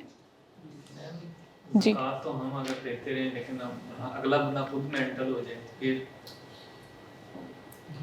बेसिकली बाइटिंग क्रिटिसिज्म की बात हो रही है कि बाइटिंग क्रिटिसिज्म कोई कर रहा है, उससे आप छुटकारा भी हासिल नहीं कर सकते, तो फिर क्या करेंगे मेंटली अपने लिए? अगर वो आपका अच्छा सवाल है। सॉरी, अगर वो आपका क्लास फेलो या कोलीग, देखें ये सब चीज़ें ना करीबी ही होती हैं, दूर से आपको क्या फ़र्क पड़ेगा। अब जैसे मुझे अगर कोई सोशल मीडिया पे कुछ कह रहा है, मुझे कोई फ़र्क पड़ेगा? मैं तो जानती ही नहीं हूँ, मेरा कोई लेना देना भी नहीं है, मैं चुप करके उसे ब्लॉक कर दूँगी। लेकिन आप जिस पेन पॉइंट से आ रहे हैं वो ऐसे लोग हैं जिनको आप ब्लॉक नहीं कर सकते। जी, आपको याद होगा कि इस्लामिक हिस्ट्री अगर पढ़ी आपने तो उसमें जंगे खंदक जो थी, ग़ज़वा खंदक, उसमें जो खंदक खोदी गई थी वो कुफार के ख़िलाफ़ थी, राइट। दूसरी तरफ उनकी फ़ौजें थी, अगर हिस्ट्री थोड़ी सी याद है तो। एंड पे हुआ क्या था? एंड पे तो खैर नहीं, mid way of the battle क्या हुआ था? यहूदियों का वो कबीला जिन्होंने मुसलमानों के साथ जो पैक्ट में थे कि जी हम आपके साथ क्योंकि मदीना में रहते हैं तो हम रिलीजन असाइड आपको ही हेल्प करेंगे, ये यहूदियों का पैक्ट था मुस्लिम्स के साथ, मदीना रेजिडेंट्स के साथ। जब खंदक खुद गई, मुहासरा हो गया, प्रॉफिट वेट कर रहे थे कि ये लोग खुद ही थक के चले जाएंगे वापस। उस सारे टाइम में वो यहूदियों का कबीला बनु कुरैज़ा जाके उनके साथ मिल गया था। जंग हुई, मुसलमान जीते। जैसे रिवाज है जंग के बाद जो कैदी बन जाते हैं, जो लोग भाग जाते हैं, माफ़ी दे दी जाती है वगैरह वगैरह, सारा काम हो गया। उसके बाद जो जंगी कैदी बनु कुरैज़ा के पकड़े गए, आपको याद है उनके लिए प्रॉफिट ने क्या कहा था? इनके मर्दों को मार दो, औरतों को छोड़ दो, इनके घर नजर ना आए। क्यों? ऐसे प्रॉफिट जो हमारी दुनिया के लिए नहीं, जितनी दुनियाएं अल्लाह ने बनाई है वो उन सब के लिए रहमत है। उन्होंने ऐसे क्यों कहा? क्योंकि दुख उनका नहीं था जो अगेंस्ट थे, वो तो पता है कि अगेंस्ट है। मसला उनसे था कि पैक्ट में मौजूद हैं, वादा किया हुआ है साथ देने का, और फिर भी वहां जाके मिल गए अपने लोग। आप भी उन्हीं चीज़ों से हर्ट होते हैं, अपनों से। उनसे आप भाग भी नहीं सकते। तरीका क्या है? और ये भी मैं आपको बता दूं, ये वन टाइम सोल्यूशन नहीं है। You will have to improvise. आप अपना फ़ोन चार्ज करती होंगी, कितना टाइम निकालता है? 12 hours। चार्जिंग कितना टाइम रहती है? 20 minutes। हैं? मैं फिर करती हूँ सवाल। आप अपना फ़ोन चार्ज करते हैं, चार्जिंग करने में घंटा लगता है। चार्जिंग 100% होने के बाद कितना टाइम चल जाता है आपका फ़ोन? 36 to 2 days। उसके बाद फिर से चार्ज करते हो या वैसे ही चलाना शुरू कर देते हो? तो ये कैसे समझ लिया आपने कि ये सिर्फ एक टाइम पे किसी की मोटिवेशनल स्पीच या एक फ़िक्रे से या एक A+B=AB² से मसला हल हो जाएगा? नहीं होगा। It is not a one time thing. You will have to continue to evolve the solution. नहीं समझ आ रही? डेली डोजेज खुद को देना है। कोई भी चीज़ आपको मजबूर नहीं कर सकती फ्रॉम द आउटसाइड। आप दुनिया के बेहतरीन मोटिवेशनल स्पीकर्स को सुन लें, मेरे से 10,000 गुना अच्छे ट्रेनर्स से ट्रेनिंग्स ले लें, जब तक आप इंटरनली मोटिवेटेड नहीं हैं, जो कि आप लोग हैं, क्योंकि आप यहाँ पे आए हैं सुबह 10 बजे, आपने बॉदर किया यहाँ आना, तो मैं समझती हूँ कि आप हैं। ये डोज ख़त्म नहीं होने देनी। जिस दिन ये ख़त्म हो गई, बाहर से आपको कोई हेल्प नहीं कर सकेगा। जब तक ये बाकी है, अल्लाह आपके लिए ऐसे लोग मिलाता रहेगा जो कोई एक अच्छी बात आपको बता देंगे जो सारी ज़िंदगी आपको याद रहेगी। उसकी भी एक एग्जांपल देती हूँ। When I was very down about 8-9 years ago, I was very new in the career. समझ नहीं आ रही थी क्या करना है, कहाँ जाना है, कोई मेंटोर नहीं है, आगे करियर की डायरेक्शन क्या है, क्या सारी ज़िंदगी टीचिंग ही करनी है, वगैरह वगैरह। बहुत डिप्रेशन था, एंजाइटी थी करियर के वाले से, पर्सनल प्रोफेशनल लाइफ में चॉइसेस क्या करनी है, समझ ही नहीं आती थी कहाँ जाना है। और कोई बंदा नहीं था जिससे बात की जाए। और पेरेंट्स कहते थे पता नहीं तुमने क्या पढ़ लिया है, पता नहीं तुम क्या कर रही हो करियर में, पता नहीं तुम्हें जाना कहाँ है, टाइम वेस्ट करती रहती हो फ़लानी कॉन्फ्रेंस में, फ़लानी वर्कशॉप में, फ़ायदा क्या है इन सारी चीज़ों का, बायो से कैसे रेलिवेंट है, वगैरह वगैरह। उस वक्त मुझे एक मेंटोर ने एक फ़िक्रा कहा, बहुत सारी मोटिवेशनल टॉक के बीच में, जो अब तक मेरे साथ है एक तोहफे की तरह। वो था कि अगर आप ईमान वाले हैं तो you can not afford to give up. ये फ़िक्रा अल्लाह ने उनसे कैसे कहलवाया कि मेरे दिल में लग गया, वो खुब गया और अभी तक भी साथ है। इस तरह के रोड ब्लॉक्स में भी साथ रहता है, क्योंकि हम इंसान हैं तो हम गिरते हैं, रोते हैं, शिकवा भी करते हैं अल्लाह से, वाइन भी करते हैं, समटाइम्स ये भी देखते हैं कि अच्छा हमारी ज़िंदगी में ये भी गलत हो गया, ये भी गलत हो गया, ये भी नहीं है, वो भी नहीं है। लेकिन जो है वो कौन गिनेगा? वो गिनना भी आपका काम है। तो ये जो है उसको गिनना is the third important skill in your life. Number 1 was gratitude, learn how to appreciate. Number 2 is learning how to learn the pattern in the universe. And number 3,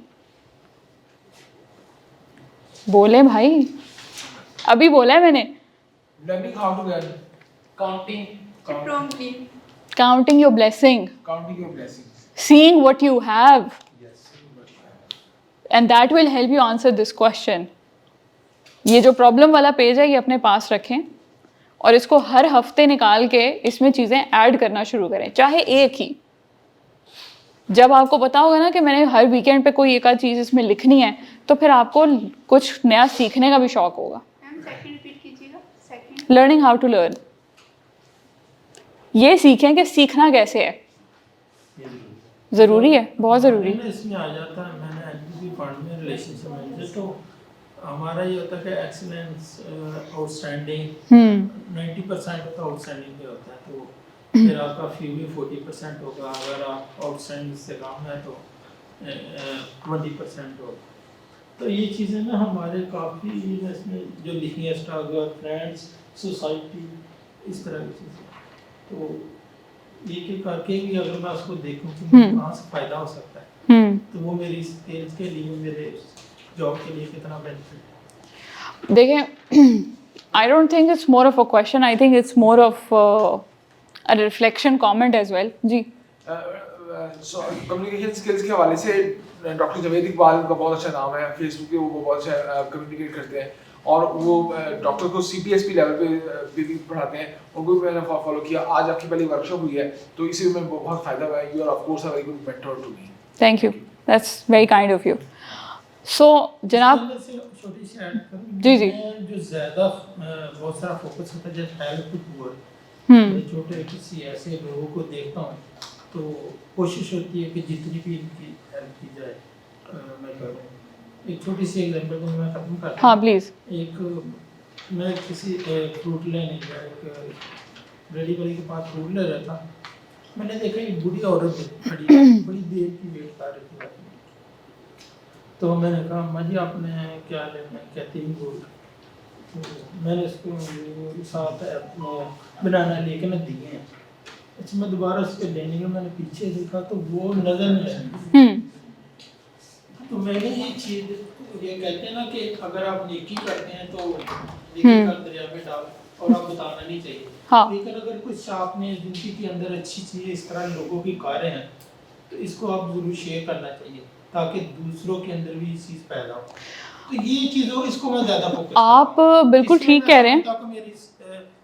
अगर मैं करूँगा तो मुझे भी जो सक्सेस है इसमें, आई एग्री विद इट। लेकिन आप ये जो कह रहे हैं ना कि बताएं तो ज़्यादा करेंगे, एक तरह से ये बात ठीक भी है, लेकिन एक इम्पॉर्टेंट फैक्टर ये अगेन यही है कि आप बाहर से जितना मर्जी करते रहें, जब तक किसी के अंदर नहीं होगा वो कैसे आएगा। आपने टी पॉट की एग्जांपल तो सुनी है, टी पॉट फिनोमेना, कि अचानक में चाय नहीं होगी तो आप किसी के कप में चाय कैसे डालेंगे। You can not pour from an empty teapot, right. अभी जैसे आपने बात की, उसी तरह मेरे पास अभी कुछ दिन पहले somebody got in touch कि जी हमारी इस तरह से एक ट्रांसफॉर्मेशन मूवमेंट हम चला रहे हैं, तो उसके लिए हमें ना एक ट्रेनर की ज़रूरत है जो कि कम्युनिकेशन करना सिखा सके। यानी अब जैसे आप लोग अगर कोई डिजिटल स्किल सीख रहे हो तो वो स्किल्स भी फ्री में सिखा रहे थे डिफरेंट ट्रेनर्स, और मुझसे वो ये चाहते थे कि मैं फ्री ऑफ कॉस्ट उनको ये सिखाऊं कि आपके पास लेट्स से ग्राफिक डिज़ाइनिंग की अगर स्किल है तो आपने उसको मार्केटेबल बना के क्लाइंट्स कैसे लेने हैं, क्लाइंट से कम्युनिकेट कैसे करना है और अपना काम कैसे डिलीवर करना है वगैरह, क्योंकि कम्युनिकेशन मेरा कोर एक्सपर्टीज़ है। तो I was walking in my room and I was talking on the phone, और मेरे हस्बैंड सामने बैठे हुए थे। अब उनको नहीं पता क्या बात हो रही है फ़ोन पे, सिर्फ मेरी बात सुन के वो अंदाज़ा लगा रहे हैं कि अच्छा कोई ट्रेनिंग्स की बात है।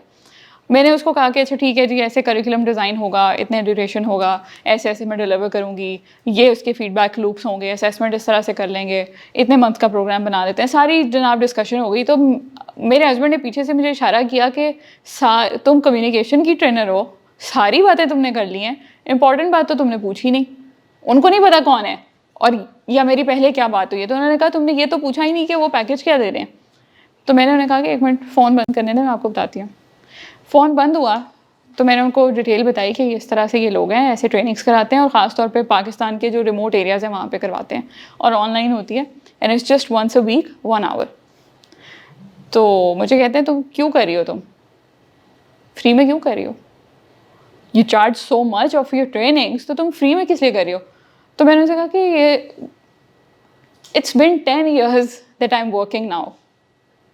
मेरा ये ईमान है कि मैं, अगर अल्लाह की रहमत ना होती और आपने अगर मुझे इतना कुछ जो सिखाया वो ना सिखाया होता, तो मैं आज यहाँ ना होती। मुझे अभी और 10-15 साल लग जाते यहाँ पहुँचने में, यू नो, आई मीन अब जैसे हम क्योंकि सक्सेस पैसों से नापते हैं या पोजीशन से, तो मैं ये इसलिए सिर्फ मेंशन कर रही हूँ कि I am, you know, at the age of 30 I am working as a C-level person और अ हेड ऑफ डिपार्टमेंट। लोग परेशान हो जाते हैं, रिलेट नहीं कर पाते कि अच्छा अभी सिर्फ 30 साल में ये कैसे, नो सिफारिश, नो फैमिली, नथिंग, मेरी फैमिली को कोई जानता भी नहीं होगा लाहौर में, ठीक है ना, कोई सिफारिश नहीं है, कोई बड़ा बंदा मेरा जानने वाला नहीं है, कभी किसी जॉब के लिए किसी से पर्ची, किसी से फ़ोन नहीं करवाया, उसके बावजूद ये कैसे? अगर अल्लाह ने मुझे, मैं समझती हूँ, मेरी औकात से ज़्यादा दिया है, तो फिर मेरा काम है अपने उस स्किल का सदका देना जो कि मैं इस टाइम 1 घंटे की शक्ल में देना चाहती हूँ। मेरे अंदर है तो मैं दे रही हूँ ना, इसी तरह आपके अंदर है तो आप दे रहे हैं ना, इसी तरह आपके अंदर भी ये होगा तो आप देंगे। अगर आप खाली हैं अंदर से तो आप क्या देंगे? तो अब आज आपने ये प्रॉमिस करके जाना है, number 1 gratitude, appreciate what you have. लोगों के शुक्रगुजार होंगे तो ही अल्लाह का भी शुक्र अदा करेंगे। Number 2 learning how to learn, which means whatever comes your way, please promise me you will never say no. You will always take what's coming your life, coming your way. Gratitude, number 2 भी क्या है? Learning how to learn. And number 3, counting what you have. To answer this question, where do I go from here?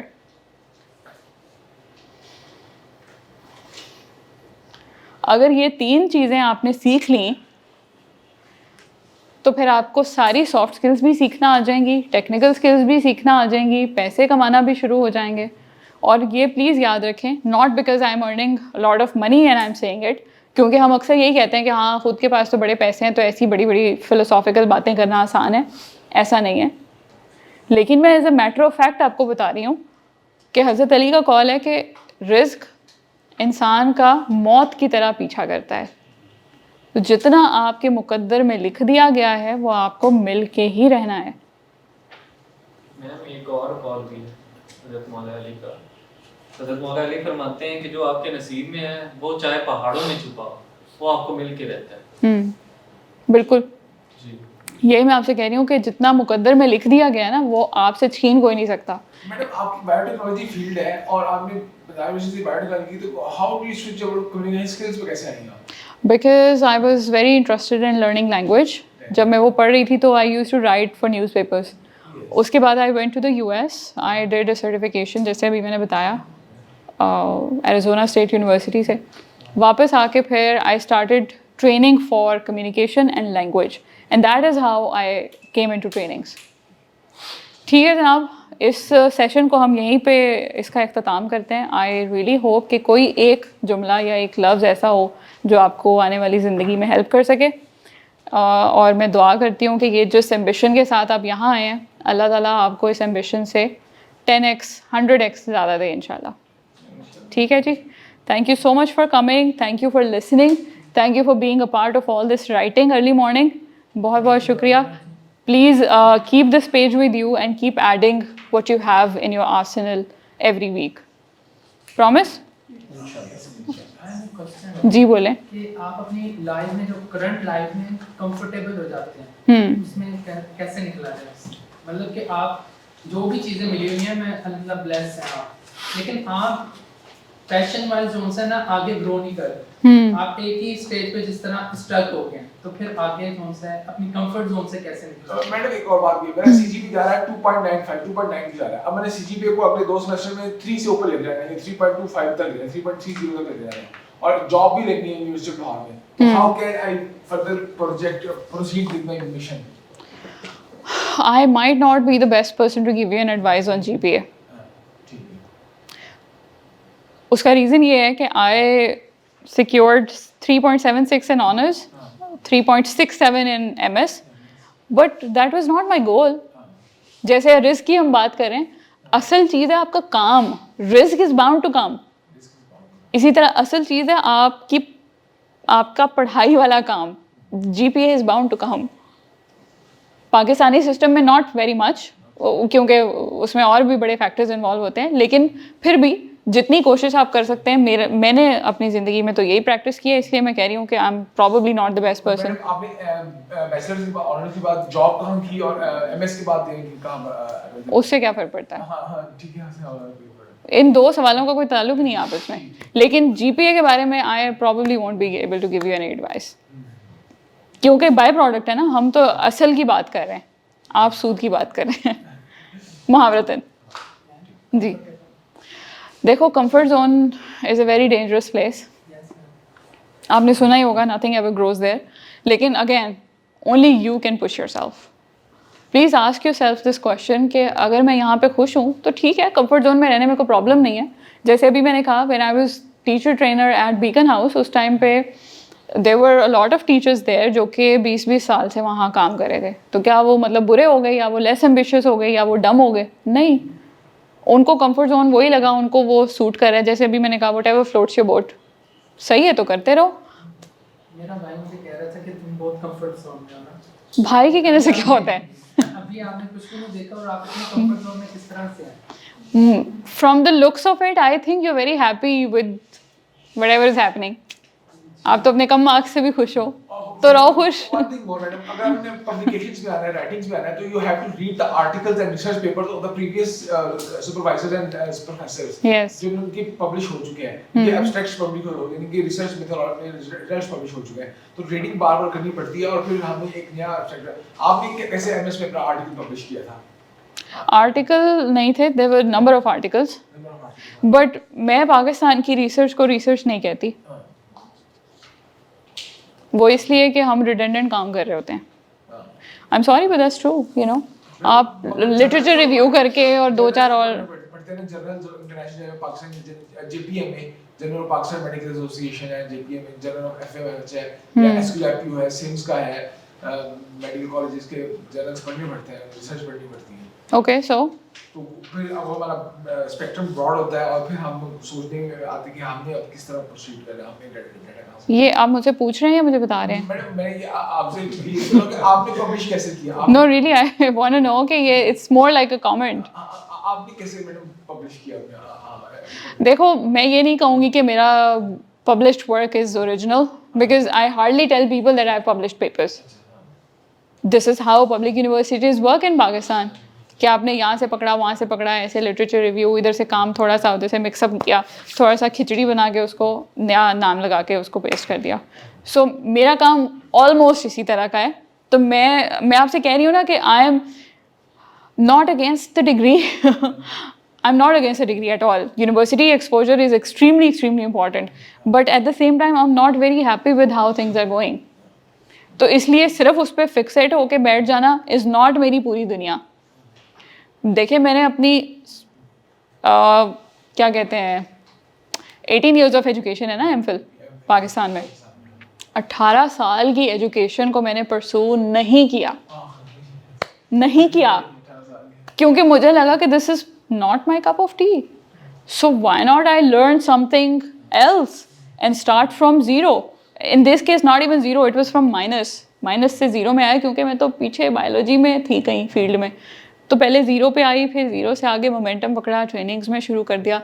It was all self learning and self based learning. और आपको एक बात बताऊँ, ये जो अक्सर हम सुनते हैं ना कि फ्रीलांसर्स के मज़े हैं भाई, जब मर्जी प्रोजेक्ट किया, काम किया, अपनी मर्ज़ी से डिलीवर किया, घर में बैठे रहिए, ये भाईजान ये सबसे मुश्किल है। सेल्फ डिसिप्लिन से ज़्यादा कड़वी गोली दुनिया में कोई नहीं है। इसी तरह जब आप सेल्फ लर्निंग करते हैं ना, तो वो बहुत मुश्किल है।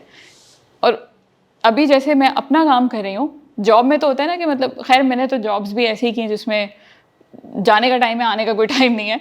इस तरह मैंने जॉब की है, हालांकि कोई कंपल्शन नहीं होती थी, लेकिन मैं पहुंची होती थी और मैं रहती थी वहाँ पे। सो मच सो कि एक दफ़ा एक नया प्रोजेक्ट कर रहे थे, तो उसमें 2 बजे तक मैं रात को वहीं थी, क्योंकि मैंने ओवरसी करना था पूरा प्रोजेक्ट। तो मैंने सोचा कि अगर मैं घर चली गई तो ये लोग भी घर चले जाएंगे। अगर मेरा प्रोजेक्ट है, कल को मैंने कहना है कि हाँ जी मैंने किया है, तो फिर I have to be here. उसमें लड़के का कोई चक्कर नहीं है। I have to make sure कि आई एम सिक्योर इनफ। कोई घर से बंदा ले आओ, हस्बैंड को पकड़ के ज़बरदस्ती ले आओ कि वो बेचारा साइड पे सोता रहे, लेकिन you have to deliver the project. लेकिन अब जब मैं अपना काम कर रही हूँ, तो मेरे लिए दिन रात की कोई तमीज़ ही नहीं है। उसकी एग्जांपल आपको दूं, उसकी एग्जांपल आपको यूँ दूंगी कि अभी क्या टाइम हुआ है, 12:20। मैं परसों दोपहर 1 बजे सो के उठी थी, परसों दोपहर, कल का पूरा दिन, आज की रात और अभी तक I am awake. I swear to God, I tried so much to sleep, but my mind just could not shut down. I was constantly thinking of ideas, और ऐसा नहीं है कि मैं खुद सोच रही थी अपने आप को कोई लामा साबित करने के लिए, आए जा रहे थे आइडियाज़, माइंड बंद नहीं हो रहा था। मेरे सरहाने हमेशा डायरी पड़ी होती है जिसमें मैं वो सब चीज़ें लिखती जाती हूँ जो मुझे आधी नींद आधी जागे में आती हैं। डायरी, जर्नल, क्योंकि मुझे अक्सर नींद में जाते जाते बहुत कोई अजीबोगरीब किस्म का आइडिया आता है जो कि बाद में अच्छा साबित होता है। तो अब मैंने डायरी रखना शुरू कर दिया जिसमें मैं वो लिख लेती हूँ। तो मैं आपको ये बता रही हूँ कि ओनरशिप और रिस्पॉन्सिबिलिटी की अपनी कॉस्ट है।